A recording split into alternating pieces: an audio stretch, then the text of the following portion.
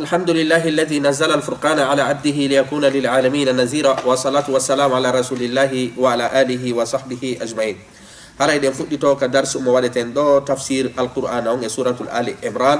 إن شاء الله هند إن فديتو آية تامدر إيغو كالا دالي دو يا أيها الذين آمنوا اتقوا الله حق تقاته ولا تموتن إلا وأنتم مسلمون. هلا في واو جوجي ديرغول darsu men feƴƴu ɗon e darsu men fewndi ɗon sabu en yewtino wondema alqur'ana on no hertori ɗin piiji sabu haray ayaje ɗen sino hikkodiri hayso tawi woni duuɓi no hakkude ayaje ɗen kono a taway juɓɓodi ndin haray no yuɓɓi moƴƴa a sikkay wondema a yiyay ayaje ka nder alqur'ana hara duuɓi sappo no hakkude majje kono sa jangguiɗe a wawata addude illen wondema hiiɗe woɗɗodiri a sikkay ko haala woto hakke ma ko tawata juɓɓodi alqur'ana on no serti e juɓɓodi ko wiyete gombani adama. Allah yetidoke fi ahlul kitab wondema hiɓe ara laddo nulaɗo sallllahu alayhi wa sallam illa wondema hari annabaɓe feƴƴuloɓe ñamatano ko wiyete tebbeeli illa wondema dammi e ko wiyete e ɗin piiji alqur'an on ari jaabiɓe kullu ta'ami kana hillan li bani israil illa ma harrama israil alqur'an on ari inni hina non woniri enen jangino no ka darsume feƴƴuɗo ɓe atti kadi ɓeydi nulaɗo sallllahu alayhi wa sallam wondema kamɓe kaka ɓe fewtata ɓe juula ton ko ton wondema kamɓe ko baytal maqdis ɓe fewtata ɓe juula haray ndu suudu ɗon atta waɗede ka allah illen juulirde ka leydi ɗo allah kadi jeppini aya on inni wona non woniri kadi inna awwala baytin wudia linnas lalladi bi bakkata mubarakan wa hudan lil alamin jaka gandiɗo allah subahana wa taala fenniɓe e piiji ɗiɓe woni en e yeytade ɗin fof inni hina non woniri allah noon no yeytade e jaka ono yo alyahudiyankeɓe haray on aray tu woni fefido ɗon ko wiyeten ille fenade on aray tu woni fefido ɗon hoore allah subahana wa taala fenade haray onon julɓe ɓe rente e ɓe haray acce wiyeto on non ko honɗum haalu ɗon waɗude inchallah koko allah subahana wa taala faala e yeytade ko holno enen julɓe ɓe haalirɗen wolirde ko ɗum ɗon woni darsumen o hande. Allah daali ɓaawo on andude wondema ɓe alyahudiyankeɓe e ɓe allah sarankoɓe ɓe no fefidi piiji buyi e hoore annabaɓe ɓe no fefidi piiji buyi e hoore ko wiyete allah tawa hilano woniri onon julɓe ɓe kadi feeƴani on hilano woniri haray terte ko ɓe noddata kon e muɗum jente ɗo wiyeto on kon ɗum han ɗon waɗude onon julɓe ɓen allah daali ya ayyuha alladina amanu ko onon yo gomɗinɓe ko onon yo siforɓe iman ittaqullaha haqqa tuqatihi hulire allah ɗo haddira non hulirede hulire allah ɗo ko hattirde e hulugol mo mi mana ɗo kañum kadi laafi ille harayɗa wawi wadde piiji ɗin fof kono ko ya waɗu yeri ko wawɗa kon kono ko o yamirima ya terto ko tertoɗa fof allah ko daali fattaqullaha mastatatum hule allah no wawir ɗon ɗo allah daali ya ayuha alladina amanu kono yo gomɗinɓe ittaqullaha hule allah haqqa tuqatihi no haddira hulirede ɗon wala tamutunna wata o mayude e nder alhaali hara illa wa antum si wala ono muslimuna hara ko on jebbiniɓe ko on julɓe jake gandiɗo allah subahana wa taala illani ɗo ta mayu ko allah subahana wa taala yewti ɗo ko maydede laama haala ko ɓe tum maya kono wata mayu dey hara alhaali ma la a jebbilaniɗo allah la e hoore l'islamu mayɗa saabu mayde nden kanko ɓeɗe waɗa hande sen waɗanayi ille wondema udwan sen waɗanay titre o darsumen ɗo darsumen ɗo ko al itisam bi alkitabi wa sunna mi mana jogitagol deftere nden e sunnanulaɗon sallllahu alayhi wa sallam haray ɗe ayaje ɗo ko ɗum ɗo yetoto jogitagol deftere nden kañum e sunnanulaɗon sallllahu alayhi wa sallam hande hol ɗon ha jangete allah subhanahu wa taala noddiɗo julɓe ɓen allah daari ittaqullahu le allah joni noon si allah inni ya ayyuha alladina amanu ko no yo gomɗinɓe o inni kadi huule allah haray ɗo fandaki wondema hari ɓe hulta allah bimana duume e hulugol allah hiɓe hulde allah duume e muɗum saabu ittaqullah ɗo ko bimana ilzamu haray ko ɗoni duume e hulugol allah subahana wa taala haqqa tuqatihi no o handira hulirede noon ma ɗum hattirde e hulugol mo wala tamutunna wata o mayu dey saabu nunon ɗo ko nuno a tawkid wata o maayu dey tawata hara illa wa antum si wona onon nde ɗo maaya maayi don hara ko on muslimuna jebbilaniɓe allah hara ko on julɓe allah subahana wa taala rentin en ɗo ko wiyete husnul khitam heɓugol timmode moƴƴere allah inni wondema nde tawde be maayo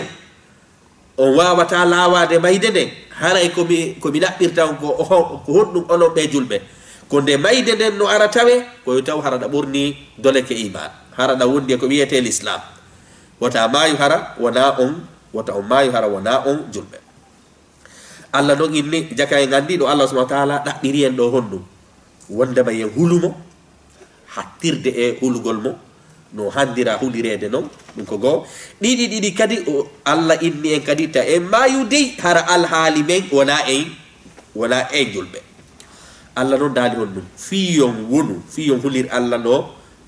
hattirde hulugol ngol ma fiyon ñiiɓu e diina kam fes no hatondini piiji goo no hatondini piiji ɗi handuɗon waɗude fiyo ñiiɓu ka diina few kondu noon waɗi ɗin piiji noon allah daali wa'tasimu jogite bi hablillahi ɓoggol allah ngol jami'an on fof mi mana wone hunde wotere sabu fi en fo yen wonu hulayɓe allah en fo yen wonu hara ko e l'islamu mayete muɗum en fo no hattondini on ɗum en fo yen wonu hunde wotere allah daali wa'tasimu jogite bi hablillahi dina allah kam mana ɓoggol allah ngol jami'an on fof sabu jami'an on ɗo konno allah subahana taala ini ɗo jami'an sabu si o jami'an alano ɗo wa'tasimu bi hablillahi jogite dina allah kan hanno no gasa goɗɗo fama ko woɓɓe inna yo jogito woɓɓe haysi jogitaki hila ella ko ɗum allah ini on jami'an on fof jogite dina allah kan allah noon nandindini ɗo deftere makko nden ma o nandindini ɗo dina makko kan wano ɓoggol iɗen andi ko wiyete ɗuma ɓoggol ko wiyete hablu ko ɓoggol siɗa jippade e nder koloyru maɗa ƴawde e leggal si tawi woni ko ɓoggol wonɗa ƴawirde ko honno gerdita a jogitotongol moƴƴa noon si tawi woni koye nder koloyru wonɗa e ukkade tawi ko ɓoggol waɗa a miijota ko accitugol ɓoggol ngol few sabu sa acciti ɓoggol ngol kaka nder koloyru unoytoɗa si tawi kadi ko leggal wona e ƴawede innen wana no ƴawirte ni tugi ma no ƴawirte ni koko anduɓe no koko ƴawreteɓe so tawi woni ille ɓakka on tigi no haɗɗi ɓoggi ɗin on tigi jogitoto moƴƴa fi wata yanu allah nandindini no hiirten ni jippotoɗo e nder ngayka siko ɓoggol o jogitotongol moƴƴa ma so ƴawa e woni o jogitoto moƴƴa allah inni ko noon hanɗo jogitorde dina kam ko noon hanɗo jogitorde deftere makko nden ko noon hanɗo jogitorde makunulaɗo makko on sallllahu alayhi wa sallam jake gandi ɗo honɗum hiɗe mari ɗo koynete tashbih aw isti'ara at-tamthiliya ko noynete ka balaga isti'ara at-tamthiliya ko nandingol hunde nde a wawata hiide nandindina nden hunde ɗon e hunde nde wawɗa hiide fiya faam sabu si allah ini jogite dina makko kan hattirde e jogitande hay goto wata hirde ɗum ɗon hiitere kono allah ko waɗi e misal fiya faamu misal jippotoɗo ma ƴawowo si tawi woni ko ɓoggol mo jogiti anditino on jogitortongol ɓoggol ɗon fitangol taƴu allah inni no hiirɗon ni jippotoɗo e nder ngayka ma ƴawowo e leggal haray no jogiti ɗin ɓoggi ɗon haray ko honɗum no hiirɗon ni haray on ɗon no darde kala ka haɓɓaki haɓɓa kala ka jolka haki jolka fi tun dandugol wotamo uno allah inni ko noon kadi jogitortoɗon ka dina mi mana dina kan ɗum kala ka annduɗa ɗum ɗo allah faalaka koye a terto kala ko annduɗa ɗum ɗo allah no faala waɗa yer ko wawɗon ko fattakullaha mastatatu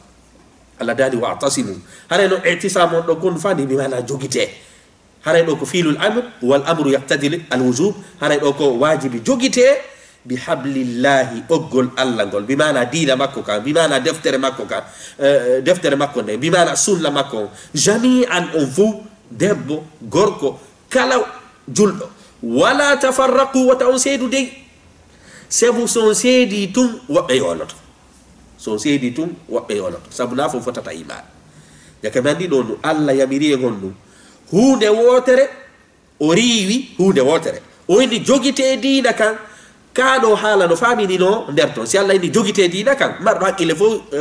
kono famata ko wata en sertu kono oylo no wala tafarraqu wata on seedu kadi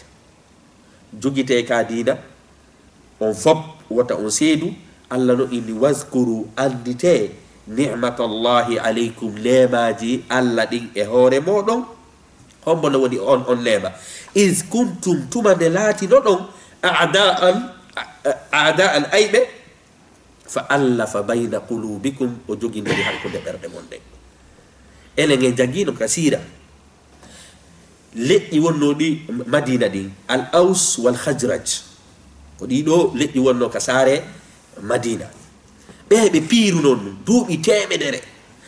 temedere e nogay ɓe no piirude duuɓi temedere e nogay wonde ko fii ngeloba tun waddata ɓe wonde ko inde wonde makko jeliijo golleñol ɗo yaltata hima gimol gotol ille waddema ɗum aybina ngola leñol ɓe piira duuɓi hari ko noon ɓe wuuriri ko gereji ɓe yalta e ɗeɗo gere ɓe naata e ɗeɗo gere bimana ado l'islam arude hari arabuɓe ko piiro tun ɓe jokki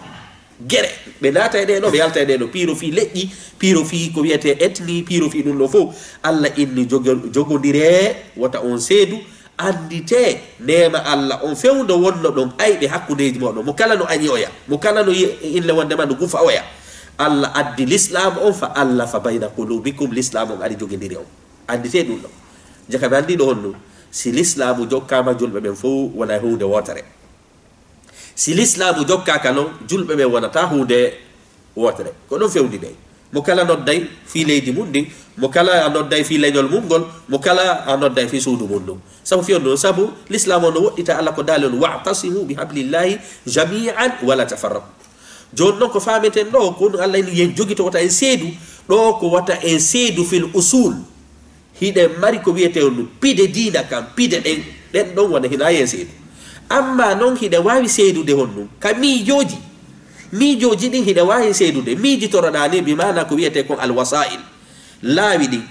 hara hiɗe wawi heɓude ɗo hunde seeden ka miijitagol jogoɗa an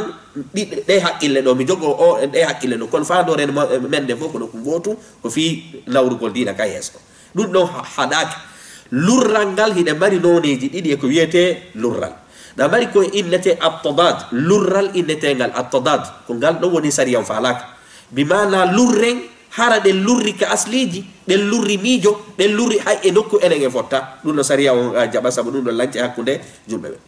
amma ɗen lurri ka miijoji hiɗa miijitoro ni bimana e inde wondema hiɗa mari idéologie ji surtout idéologie an o kono en fof ko falana ɗen julɓe ɓen koko moƴƴi faadore nden ko wotere kono ko laawi ɗin serti ɗum ɗo l'islam on innen haray harmila ɗum ɗon ko ɗum yiyete ka nder defte ɓeynayi qala malikun qala shafiyu qala alhanafiyu aray o ceernojo ɗo wi ɗum ɗo o ceernojo ɗo wi ɗum ɗa hay si ɓe waɗi lurral hakkude maɓɓe kono faadore nden ko ɗum fof ko fii ɓe fof hiɓe natori ka nder a dina ko fii ɗaɓɓitugol sariya Allah o ko fii ñiɓugol ka dina Allah ɓe lurri ka haqqillaji hande no koko wonɗen e hiide hara jama on no lurri fil usul hara hay ka tawhid hiɓe lurri piiji ɗi fof heɓe lurri ɗum no sariya on jaɓa sabu ɗum ɗon aray no lurri oɗo aya wa'tasimu bi hablillahi jami'an wala tafarraqu Allah yini waskuru andite ni'matallahi nemaji Allah ɗin aleykum e dow mo o is kuntum a'da'an tuma laatino ɗon andite tuma laatino ɗon hari kon ayɓe hakkudeji moɗon ko gereji tum hakkudeji moɗon ko ayɓidirgol tum hakkudeji moɗon ko gufindirgol tum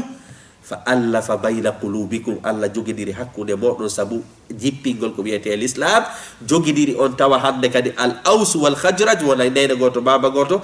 al muhajirun iwɓe makka ɓen kadi ara tawa ɓe madina ɓe fof ɓe wona neyne goto baba goto ha tawa sahabaɓe goo innay sahabaɓe goo accumi seydida e ɓeygu an ara jomba ɓeygu an fi an kadi ya heɓu ɓeygu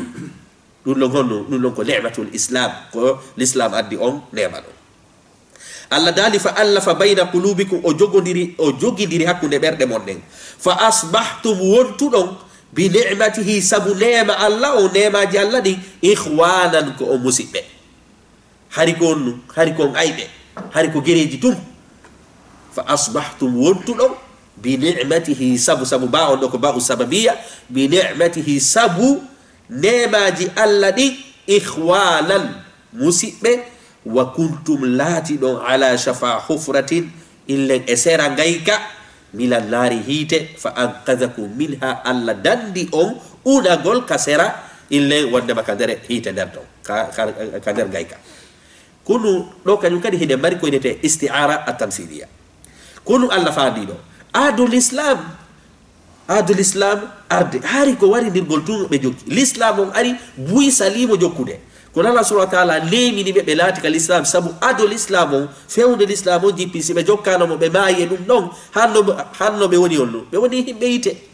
sabu l'islam o jaɓi e jippike nulaɗo noddiɓe ɓe jaɓali jokkugol l'islam o. Allah non inni wondema onon ɓe julɓe hari hiɗon e hunduko gayka hiite, kono Allah subhanahu wa ta'ala dandi on unagol ka nder gayka ton, bimana haray ko ɗum landidina e gayka hiite ɗo, bimana hari la on julɓe so mayino on leere ɗo on laatayno hiite, kono Allah subhanahu wa ta'ala nemini on sabu natugol ka hiite fi yon daɗu hiite nge, nemini on sabu natugol ka l'islam fi yon daɗu hiite nge. Allah landindini ɗo honɗum, landindini ko wiyeten kon hunduko gayka ara hiite no nder ton keferankaku ngu.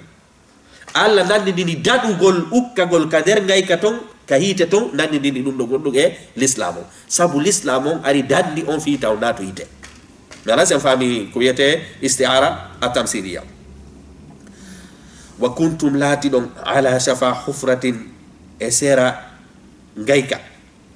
minan naari hiite fa anqazakum minha, Allah dandi on o yiɗo kañum kadi kombo dandi on ko Allah subhanahu wa ta'ala, bimana o l'islam kañum kadi mo jogiɗen o nema mo jogiɗen ɗo laya innu ko sabu wakkilare ma ko gonga hiɗa ira wakkilare, kono ko ille wondema ko nema Allah on kañum kadi, bimana ko nemaji e nder nemaji Allah subhanahu wa ta'ala hollugol ma l'islam, newnande kadi jaɓugol ko wiyete l'islam. Fa anqazakum, Allah subhanahu wa ta'ala dandi on minha e unagol ka nder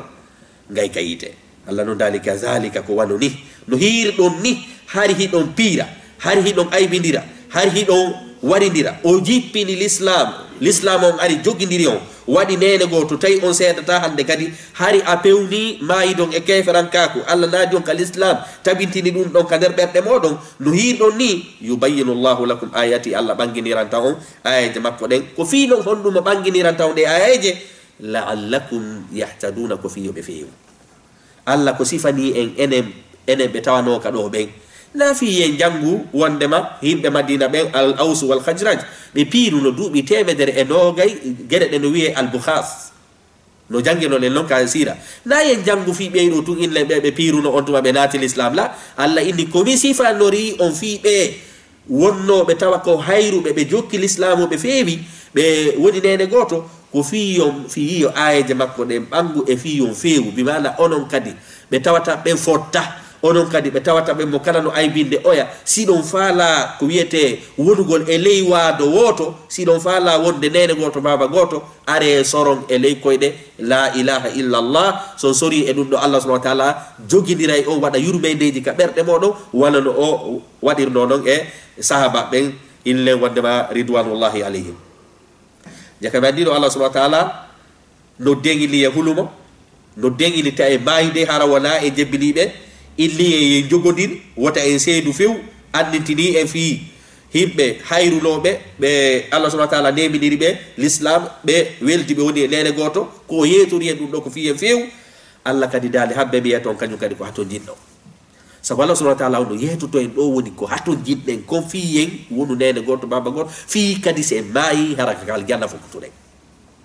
Allah dali wondema son gayni kadi waɗugol ɗi piiji ɗo on jogodiri on seedani o woni nene goto on feewi, yo taw kadi harano e moɗon waltakun minkum, yo laato e nder moɗon, sabu waltakun ɗon ko filul amri, yo laato e moɗon, yo wonu e nder moɗon ummatun fedde.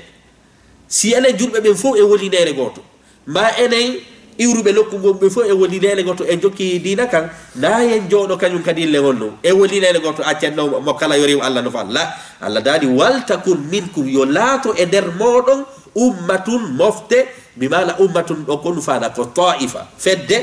yad'una ila al khayr, nden fedde ɗon hara hinde noddawnu e ko mum. Jaka enen en andi ɗo kañum kadi na fif ko fof yamira yo yaltu waɗa dawa, woɓɓe no woodi ɓe wawi noddo himɓe ɓen ka diina. Allah subhanahu wa ta'ala no laɓɓini ɗenɗe maɓɓe ɗen, hiɓe yooɓi gande, hiɓe andi konno ɓe noddirta, hiɓe andi kadi konɗi tuma ɓe noddata, hiɓe andi konmo ɓe noddata. Ko ɗum Allah daali e nder julɓe ɓen kadi fof hiɗon haani heɓude fedde, nden fedde ɗon hara ko woni golle mayre ko noddugol himɓe ɓen e ko moƴƴi haɗa ɓe e ko goni. Hande noon kañum kadi ka annan ennen ka fewndinen ɗo fof no faala yamirgol ko moƴƴi, ko wiyeten kon no ɗaɓɓa ka diina, kono noon e hoore ko wonata kon noddowo ka diina na hato jini on ɗum yoɓagol gandal. A wawata noddude himɓe ɓen e diina hara anga janga, ɗum ko go ɗiɗi kañum kadi ko be tawata kadi an o noddowo himɓe e diina sartiji ɗo waɗa hoorema sartiji ɗin ko honɗum ko honno noddirta e ko honɓe noddata e ko honde tuma noddata misal muɗum a wawata noddoɗo fa masalan goɗɗo hara hemo golloyi leereji nogay warti ka suudu sa yehi on leere ɗo gayni ko ɗon noddatamo waajoɗamo finalement waajuma ngu heewata jaɓeɗe mi mana ko ɗum waɗi Allah subhanahu wa ta'ala ɗo inni e nder meɗen kadi fof hiɗen duwa heɓude spécialiste ɓe hertorɓe noddugol himɓe ɓen ka diina hara ɓen ɗon kadi ko fi ɗum ɗon janggi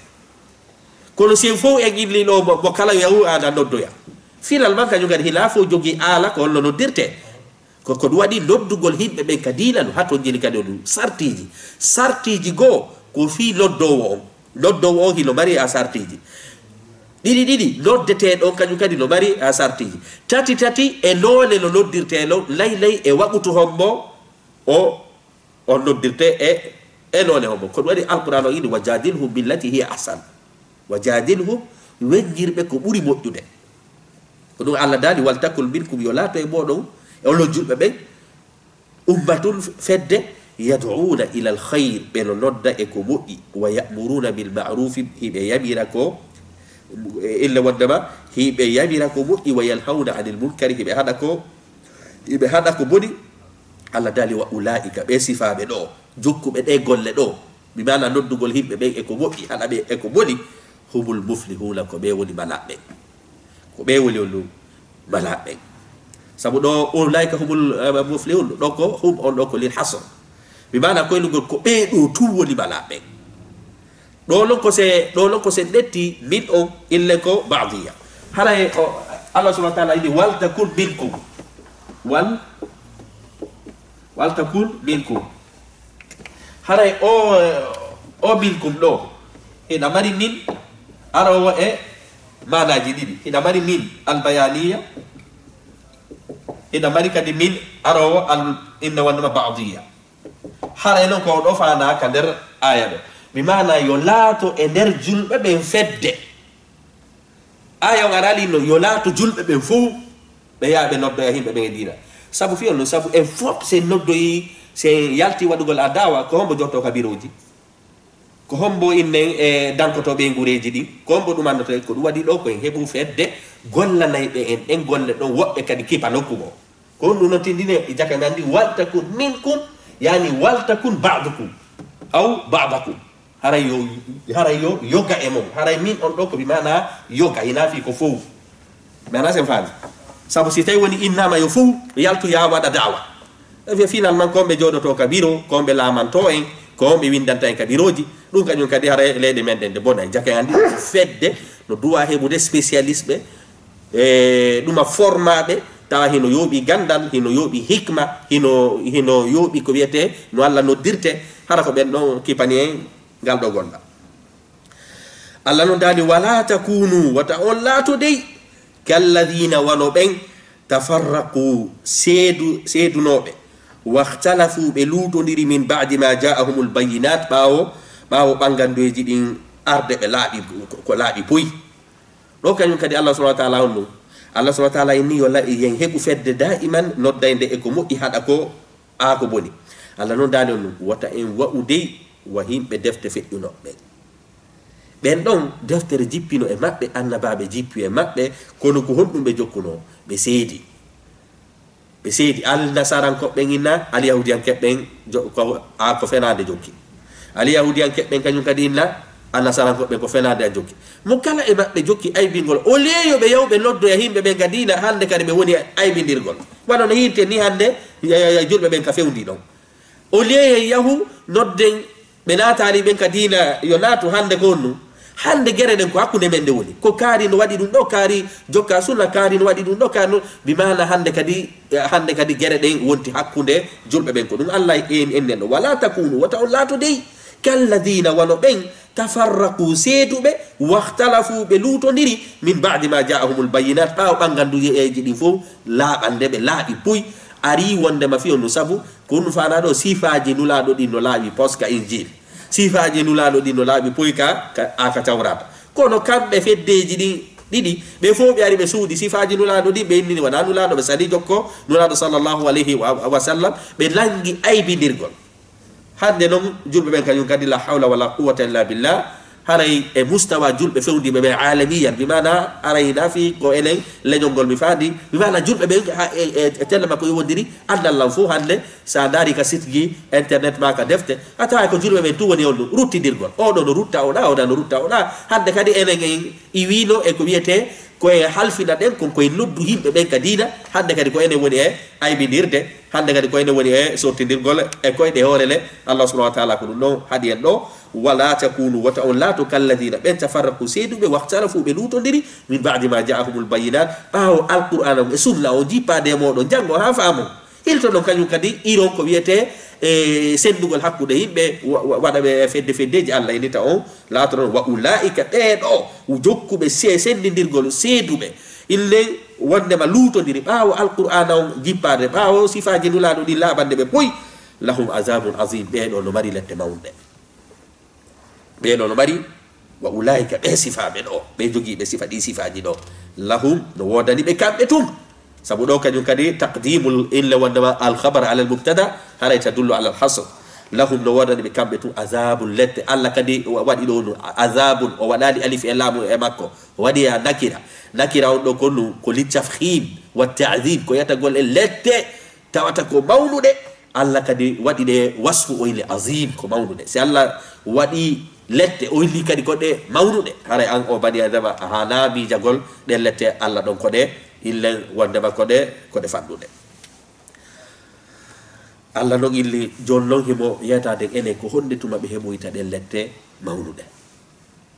gasa goɗɗo landi to enen ɗe lette mawnuɗe ɓe jokkuɓe sendugol yimɓe ɓen sendaɓe ɗuma woɗɗintina yimɓe ɓen e alkitabu awa sunna ɓe allah inni ɓe heɓoyey lette mawnuɗe ko nde tuma ɓe heɓoyta ɗen lette allah inni habbe wata o miiji to mi yetto on yawma tabiyaddu wujuh wa taswaddu wujuh ko nde ñande ɗe lette mawnuɗe ɗo ɓe heɓata ɗe jaka ɓe anndi ɗo no yawma ɗo imma inne yawma ko tokki ko ɗum ko lahum azabun azim ɓe heɓoya lette mawnuɗe honde tuma no yawma tabiyaddu wujuhun wa taswaddu wujuh hiɗen anndi yawma alqiyama si ñande immitoya ka gaburuji woɓɓe immoto hara no waɗa tuggeture ñamaynoɓe ribaɓe hara no woɓɓe immo no waɗa tuggeture woɓɓe immo hara sengo mum fof no paralyse toñaynoɓe sonnaɓe mum ɓen woɓɓe kañum immo hara ko wiyete tewa alaka yeeso maɓɓe waɗunoɓe toragol mecce hara mecce mum ɗen fof ko toragol toroto hayso tawi woni no mari ɓe toro ɓen ɗon kadi yawmal qiyamate arowe on ɗum hara tewa ala ko wiyete ka yeeso maɓɓe fof ko ƴiye jolkodiri woɓɓe kañum kadi immoyo ko yawmal qiyama hara no andire hon ɗum sabu ko wiyete gueeje ɗen no jalbi sal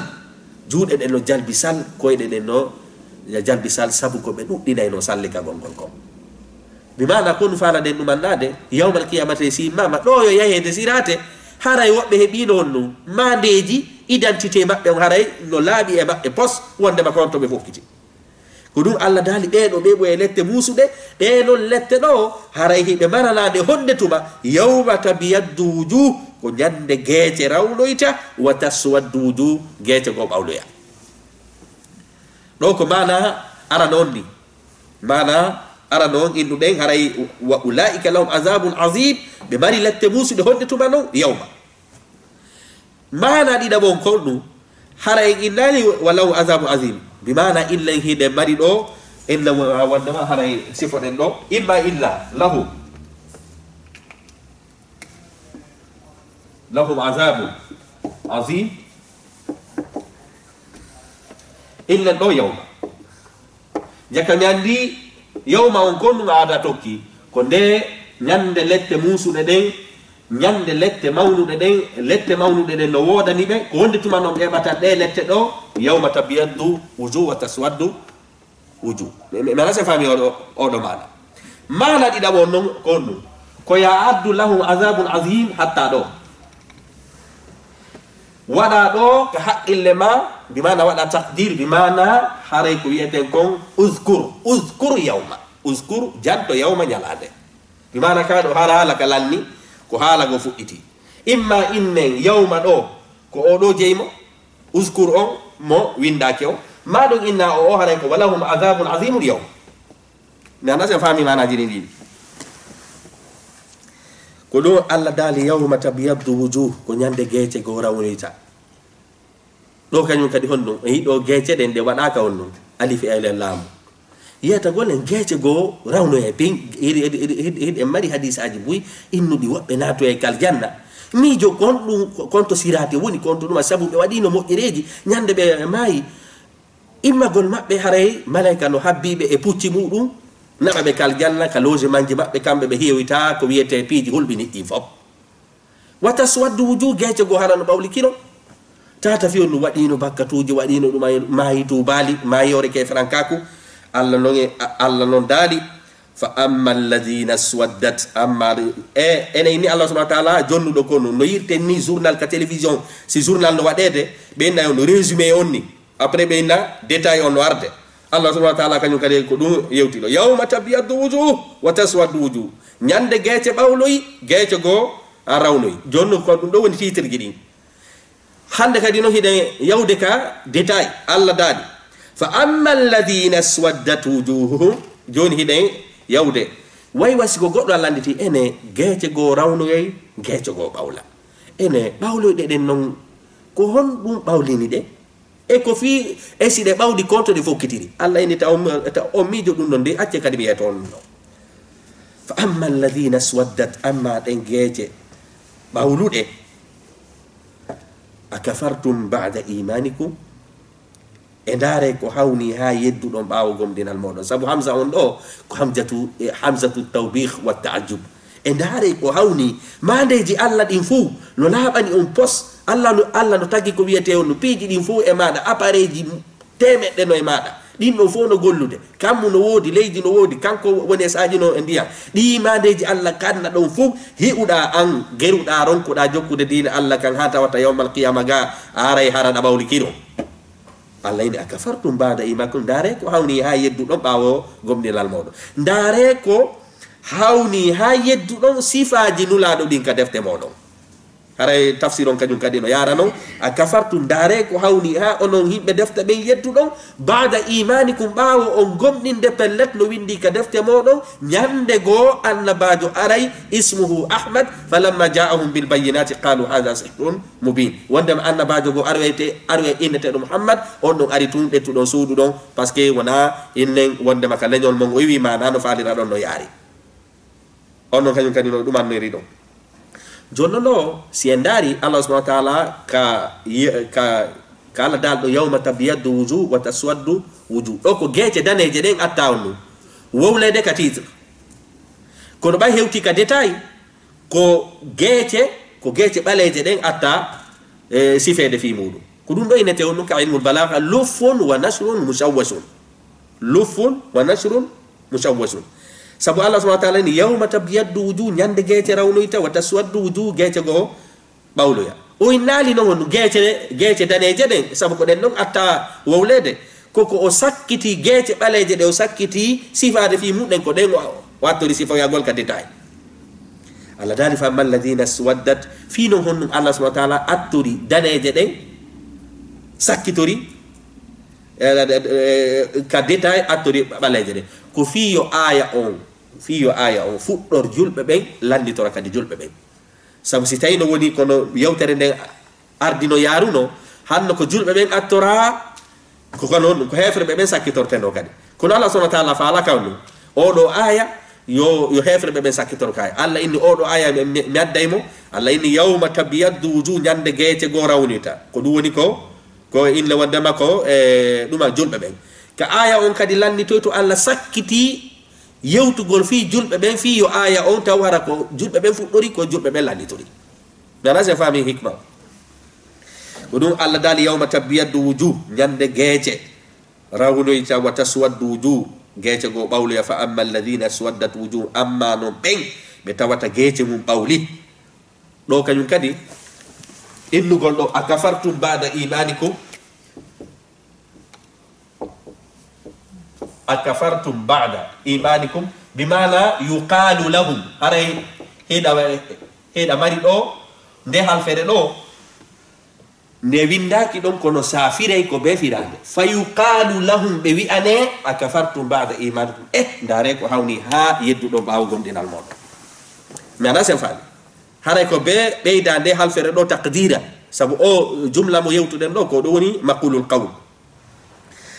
bimana fa amma alladina swaddat wujuhum amma ɓen ɓe geece mum ɓawli hande kadi noon ɓeyda ɗo no fa yuqalu lahum ɓe wi'ane a kafartum ndare ko hawni ha yedduɗon bada imanikum ɓawo gomɗinal moɗon si tawi woni en inni oɗo aya ko alnasarankoɓɓen firen honɗum si tawi woni en inni ko himɓe defte ɓen oɗo aya jippi e muɗum hande kadi firen a kafartum ndare ko hawni ha yedduɗon nulaɗo sallllahu alayhi wa sallam bada imanikum ɓawo gomɗinal mon ngal hiɗon andi ɗum ɗo windi ka defte mon allah noon dali ɓay ko ni woni jikku mon o yawmal qiyamati si geece mon ɗe mbawli kiron sabu golle bonɗe ɗe waɗɗon ɗen haray allah noon innoyaɓe fa zuqul azab haray ñaame noon lette ɗen no welani on sabu koynete azawq koynete azawq ka haal arab koko ñamata tawa no lewñi hakke ko allah hoyni ɓe inni zuqu ɗo ko num ɗo ko lil ihana fiilul amri on ɗo ko lil ihana ko fi hoynugol si goɗɗo ɓadni hiite inni haray ko teddungal e ma eyno ɗo ɓamandi haray on tigi a teddine ka hayfine on tigi hayfine allah ini fa zuqu haray eyno ɗo hiite ngen ñamege hinge weli hinge lewñi fa zuqul azab haray mette hiite ngen hinge weli haray noon ko ñamirɗon hiite ngen ɗo ko fi honɗum hinaafi on tooña bima kuntum ko sabu ko laatino ɗon sabu mbawa ɗo kadi ko babu sababiya takfuruna hiɗo yedda ko sabu ko laatino ɗon kon ɗo yedda anna maɓɓen ɗon darto sariya allah on ɗon darto inne wandema ko allah daali kon ko sabu ɗum ɗon hande ɓannano ɗon hiite ngen ta ko hiite ngen soƴƴirton ko hiite ngen hirtoto ɗon ko e magge wuroto wayi noon wasi ko goɗɗo landiti ele men andi wondema yawmal qiyamati woɓɓe aru e geece mum no ɓawli woɓɓe ara geece mum no rawni anga sifanike men ɓe geece mum ɓawli ɓen haray ko ɗum woni ñamete maɓɓe allah inni a wondema haray ko fazuqul azaba bima kuntum takfurun ene ɓe geece mum rawni ɓen noon kañum kadi ko holto ɓe fokkiti allah inni taw miijo habɓe mbiyato fa amma alladina biyaddat wujuhuhum amma ɓen ɓe geece mum rawni fa fi rahmatillah ɓeɗo ɓe wonay e nder yurmede allah nden haray noon ɗo so innama yurmede allah nden ɗo ko ɗum fanda rahma ɗo ko fanda ɓe wonay fi janna ɓe wonay ka aljanna kono aljanna on ɗo inna yurmede sabu fi ɗum sabu golle maɗen tu watama naadude ka aljanna iɗen andi hadisa ka nulaɗo sallllahu alayhi wa sallam maki ɗon wondema ɓe maki golle maɗen tum nadatama ka aljanna sahabaɓe ini ele hay an nulaɗo sallllahu alayhi wa sallam nulaɗo maki hay min si allah yurma kalan si tawi elen en eɓɓidiri nema guite tum e golle maɗen fof golle ko juuluɗa ko fof e dewe ɗe waɗɗa ɗen fof si a eɓɓidiri ɗum e nema guite ɗe allah jonnumaɗen a taway ladday hada itti e sikke kanko heddi ko hendu makko ɗum cellal makko ngal ille wondema tere maɗen fof hay gotal ala e murtude kala ko manki ka nder telal ma toon janggo kaka labtal waloytoɗa allah subahana wa taala no nimima ɗum ɗo fof ko ɗum allah subahana wa taala inni ɓe geece mum rawnoyi ɓen ɓe wonoyay ka yurmede allah mi mala ko ɗum fanda ɓe wonoyay ka nder aljanna kono aljanna on noon ko hewtinoyma toon golle maɗen tum hila ɗen ɗon tum natuma ko yurmede allah nden kadi dewti e hoore ɗon allah noon daali hum kamɓe ɓen geece mum rawnoyi ɓen yawmal qiyama fiha ka nder aljanna toon khaliduna ko ɓe lumtay ɓe o yiɗo kañum kadi on ɗum ko jumlatul ismiya ko inete ko jumla ismiya tadullu ala dawab wal istiqrar bimana ɗo ɓe lutte allah innani hum fiha yahluduna o addirali jumla ko wiyete ko fi'liya sabu jumla fi'liya tadullu hollu ala tajaddud ko ɗum waɗi ɗo hum kamɓe fiha ka nder aljanna toon ka yurmede allah khaliduna ko ɓe luttay ɓe duuɓiɓe jiiɓay ɓe toon ɓe yaltata allah noon daali on ɗum tilka ɗen ayatullahi ko ayaji allah tilka ko ko janta ɗo ko sifanagol en julɓe ɓen no wolirno noon aado l'islam l'islamu ɓay ari nema l'islam on ari joguidiri ɓe waɗiɓe ɓe laadi dina nokkel ɗin fof ɓe udditi ɓerɗe yimɓe ɓe piiraynoɓe fof haɓuɓe no fof hayrunoɓe fof wonti ande kadi nene goto baba goto allah daali kañum kadi gueete yawmal qiyama rawla ɓeeɗa naato e aljanna ɓeeɗa naato e hiite allah daali tilka ayatullahi ɗe ko ayaji allah ɗi natluha ɓeɗe janggale ɗe andulaɗo ɗo non ko Allah illi ɗum hiɓe Allah illi meɗen jaggale de hare noon ɗo wala fi ko Allah walloɗe e jaggano nulaɗo sallallahu alaihi wasallam Allah jollayɗe woni seydila jibril ala jallade nulaɗo sallallahu alaihi wasallam kono nde tawde seydila jibril jalli wo nulaɗo si Allah yamiri nde tawde ko fiyake on koye jungo Allah woni Allah daali ɗo haray ayatullahi aya jalla ɗe natluha alayka meɗen jaggale ɗe andulaɗo bil haqqi wondude e gonga yani multabisan bil haqq wondude e gonga Allah dal noon wamallahu Allah on laataki yuridu himo faala ma himo faadani zulman lil alamina toñugol ma toñere windere nde Allah on o faalaka ko wi'ete toñe hoore windere nde fof si Allah faalaka sabu ɗo Allah subhanahu wa ta'ala on o laali mi toñata sabu goɗɗo no wawi wonde on ɗum hara hiɗa wawi toñude ko woni a toñata Allah noon on ɗum woni ɗo o waɗu nafjiyul irada bi mana ɗo o riwol ɗum faadore Allah faalaka few ko wiyete toñe o toñata kadi windere makko nde wama llahu bi zallamin lil alamin wama llahu bi yuridu zulman lil alamin Allah subhanahu wa ta'ala laataki haray ille wondema himo faalana toñe walande windere nde Allah ko ni jonnon goɗɗo no wawi ɗumallade ayaje ɗen yeeti en situation jiɗillo ɗumandorto noon Allah inni hey ko ono yo yimɓe julɓe ko ono jokkuɓe tawhid ko ono ɓe mi noddi e hoore ɗi nemaji ɗi mi waɗani on fof wata on sikku ko ɗiɗo tun kadi mi jogui wata on sikku onon julɓe wonnoɓe ɓen haɓuɓe ma ɗum piiji ɗin fof wata on sikku dey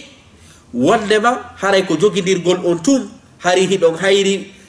mi ari mi joguidiri on yawmal qiyamati mi naada on aljanna ko ɗum ɗon doole ande ko ɗon hatti Allah daali la walillahi ma fi samawati wa ma fi l ard ko kanko kadi jeeyi kala ko woni ka samaji kala ko woni ka leyde hoore ko o waɗani on ɗon kon fof ko kanko kadi jeeyi kala ko woni ka kammu kala ko woni ka leydi siɗon hatton jini kadi goɗɗum ka kammu ma ka leydi fewtemo sabu kanko jeeyi hattani ɗon kadi Allah daali on ɗo wa ilallahi kaka makko tun kadi turja'ul umur fiyakuji fof ruttoyto fiyakuji piiɗi ɗin fof kaka makko tun ruttoto o yiɗo Allah subhanahu wa ta'ala inni ko kanko jeeyi ko woni ka kammu kanko jeeyi ko woni ka leydi haray kadi e hoore ko hutortoɗa ɗiɗo piiji ɗo kadi fof andu kala kadi ko waɗuɗa ka leydi ga fiyakeji ɗin kadi fof fiyakuji ɗin fof kaka makko ruttoto ko kanko tun ñawoyta ɗum ko kanko tun ille wondema seeɗoyta ɗiɗo piiji landitotoɗomo kadi ala fala yakhafu uqba kala ka o taƴi ñawore haray ɗum ɗon kañum kadi ko noon woniroyta saabu kanko ka makko recours ala ton avocat ala ton kanko so taƴi ñawore haray ko ɗum ko ɗon hatti wa huwa ahkamul hakimin haray ko kanko ɓuri ñeñude e ko wiyete ñawaɗ ɗen fof ko ɗum Allah subhanahu wa ta'ala ɗo inni walillahi ma fi samawati ko kanko tun o yiɗo kadi innugol ɗo walillahi adintingol lillahi ɗo on ɗo kañum kadi yufidu alhasr kanko tun jeeyi ko woni ka kammu e ka leydi ko kanko tun kadi fiyakuji ɗin fof ruttotoga makko haray inchallah ko ɗo wonɗen hattude haray ko nemaji ɗi Allah subhanahu wa ta'ala nemini julɓe ɓen nde tawde hari koɓe hayruɓe islam on ari joguidiri ɓe ko ɗum waɗi seydina oumar ɗiɗen darna ka mako seydina oumar makani julɓe ɓen hari ko en fus jokkuɗen l'islam Allah teddini fi meɗen si en tertike l'islam en wonta kadi fus hande ko ɗon fewndi ɗen allahumma ruddana ila dinika raddan jamila haray hiɗen hatta ɗo wassalamu aleykum wa rahmatullahi wa barakatuh